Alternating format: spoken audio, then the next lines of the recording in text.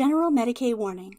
The views expressed in 5-ish minute lore, the lore delivered in rants, are sanctioned by their scholar Progenium as excess rageous. Prolonged exposure can result in loss of IQ, high blood pressure, random outbursts, and blunt force trauma to the skull, resulting in unconsciousness. Please consult your local physician for more information. I made you strong, Skraivok, and you assumed that strength was your own.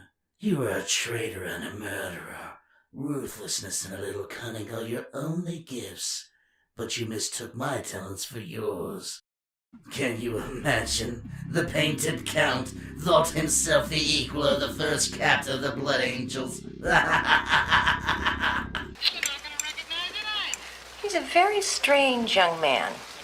He's an idiot.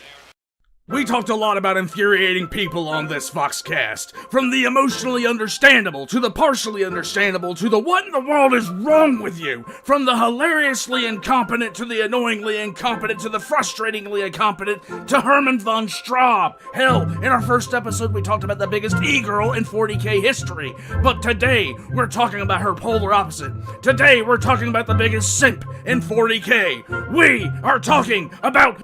Just 1 second, I need to get a pronunciation check.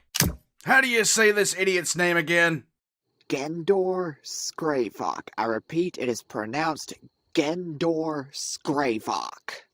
Gendor Skraivok is a Night Lord, and like most Night Lords, he was born on Nostromo. Unlike most Night Lords, however, he was actually the son of one of the noble families that Conrad stared at until they decided to stop being dickheads to the rest of the planet. Now, Conrad gets a bad rut for not knowing when to show mercy, but to his credit, the one time he did show mercy, it went horribly for literally everyone. You see, the nobles hated Conrad, and they hated having to act the way that nobles on paper were supposed to act, and how sheetrock passed this hatred on to their son. Note this fact, every simp and e-girl in the galaxy can trace their path of self-destruction all the way back to daddy issues. Skraivok Bebop became a Night Lord. He was one of the few hundred Astartes to retain their memories of who they were when they were human, and proceeded to make his papa proud. Not cursed, by the way, his biological papa.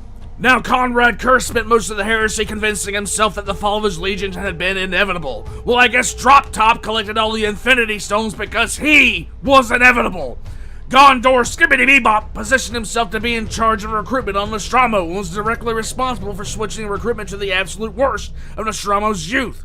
This is why the Legion went from misunderstood anti-heroes to the Batman who laughs on steroids.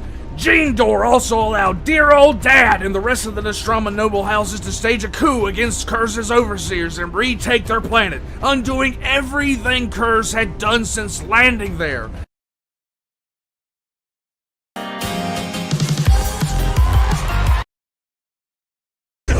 No.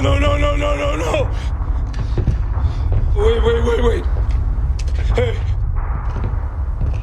Wait. Now, going from zero to genocide is a phrase I use a lot on this Foxcast, but for Kurz it was literal. What happened next wasn't a one-sided massacre, but a planet-wide execution of the entire Nostroman population.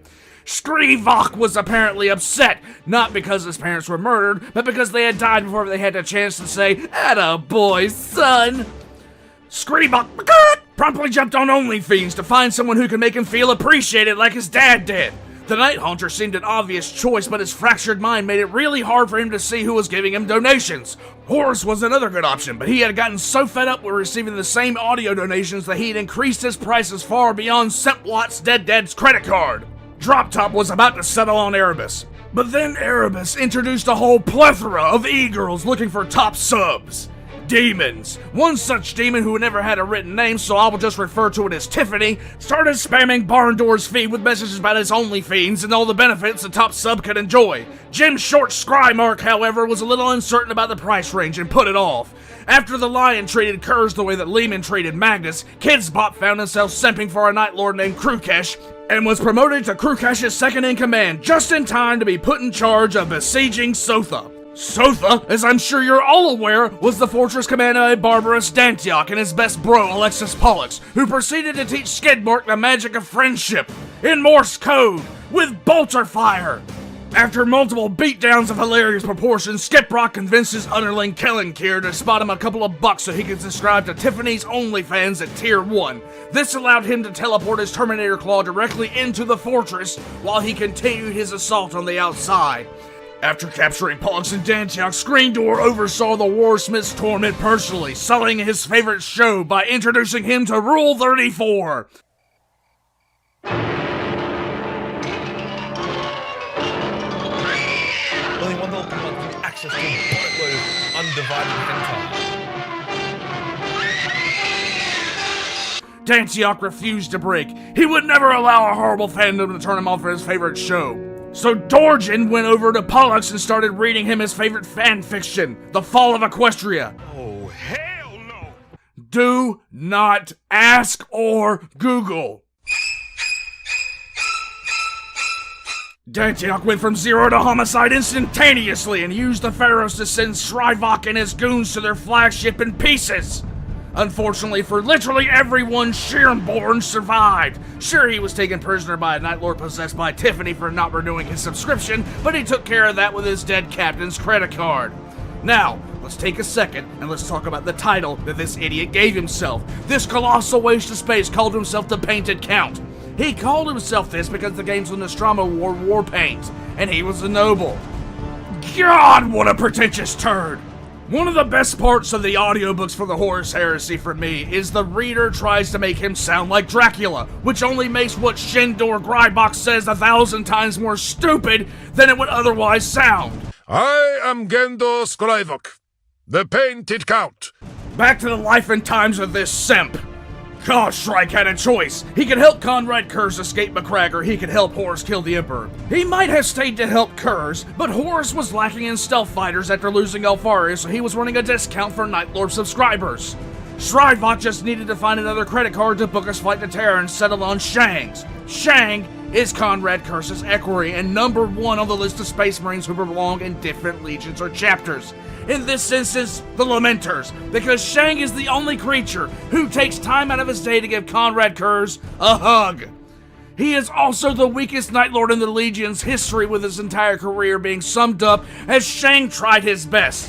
When Skraivok declared he was leaving Conrad Kurz to die, Shang tried his best to stop him and actually succeeded in trapping him in the same labyrinth Conrad used to trap Vulcan. The only reason Skraivok didn't lose to the weakest and kindest Night Lord in existence is because he finally used his own damn credit card to upgrade his subscription on Tiffany's OnlyFans to Tier 2. Teleporting out of the labyrinth with a sword possessed by Tiffany, he used it to behead Shang in the most one-sided duel ever. Hooked on Fawnox made his way to Terra and donated thousands of Night Lords to the War Master. Horus acknowledged Kempok as the Lord Commander of the 8th Legion. The simpage was real, and so was the delusion. Voxcrya led the Night Lords on a terror campaign against the defenders of Holy Terra, and taught the Imperial Fist what fear tastes like.